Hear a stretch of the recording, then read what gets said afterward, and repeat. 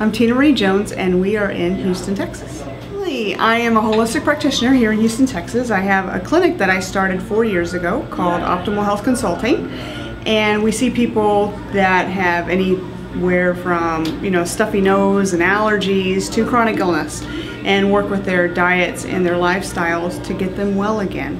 And what I preach and teach is that the human body has all the capacity to heal itself, and all we need to do is pay attention and listen to what it's needing and then provide that in the healthiest way possible.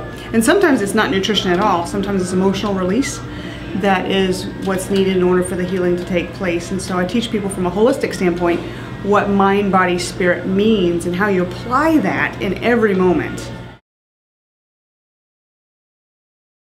I was also leaving a high dollar figure salary. My husband wanted to know how we were going to replace the income, and I had to break the news to him that we won't. We're just not replacing the income. We're going to live without that income. Because we were really on the traditional American pursuit of health, wealth, and happiness, but I'm sorry, the happiness doesn't come with wealth, and we spend a lot of our wealth trying to pursue health. And so I realized that all the money I was making was going to doctor bills, or I was sick, and then I had guilt and stress and everything on top of it. So I had to, something had to give. Something had to give.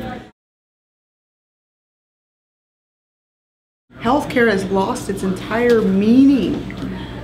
We're trying to fix that what we broke, and if we can go back to wellness and nutrition and paying attention and doing what we know isn't good for our body, just stop doing it. People come in and they're like, well, what 2 things can I do that would save me from getting sick? Eat more raw vegetables and exercise. How long have we heard this? It's been an amazing journey. I am gifted every week with people that come through my office wanting some help, and they've given up hope on the medical establishment. They've given up hope on whatever they've trusted themselves in knowing up to this point, be it their diet, be it pharmaceuticals, something of that nature, and they say, it's not working, I need some help.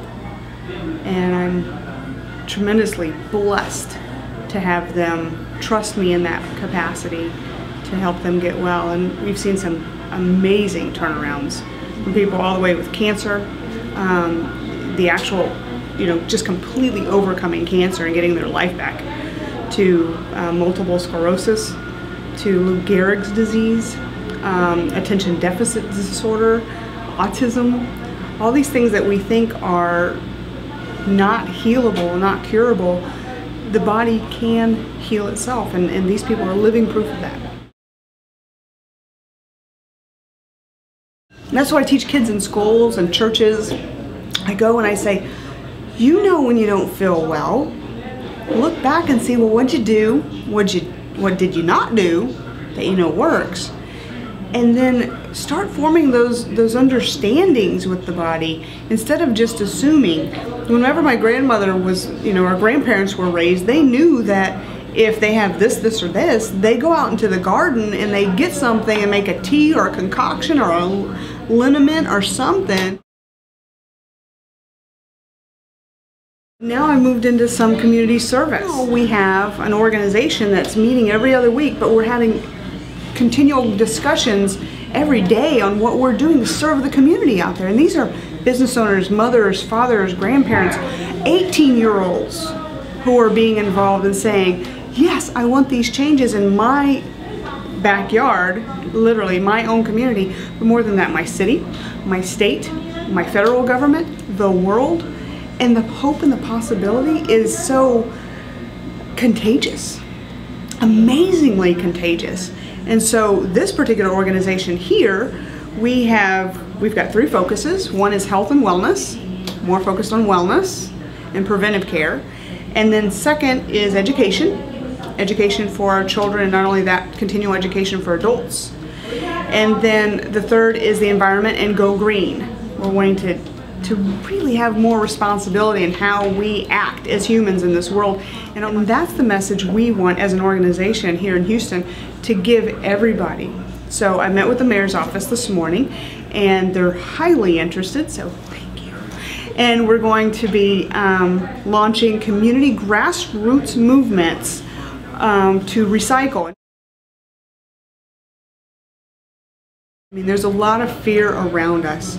If we pay attention to the media, the TV, the press, all these different things, we could easily be walked into the darkness and see nothing but fear and hopelessness and despair. That's the easy way out.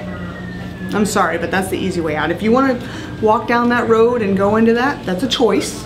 It's a choice. It's a pretty lonely place to be, and I don't wish that on anybody. For us to believe that illness is a normalcy, that aging and being decrepit and with Alzheimer's and muscular degeneration and osteoporosis and all these things that we have, you know, up till now believed is normal in our aging process, that we have fear that whenever a baby's born that they're going to end up being ADHD or autistic or all these types of things. If we keep buying into the fear and keep having that as a mindset, it's going to present itself as reality. Living beyond the fear of disease, the belief of hope and health and wellness and vitality and brilliance, beyond our imagination of anything we've ever seen possible, because it's there. It's right there on the cusp.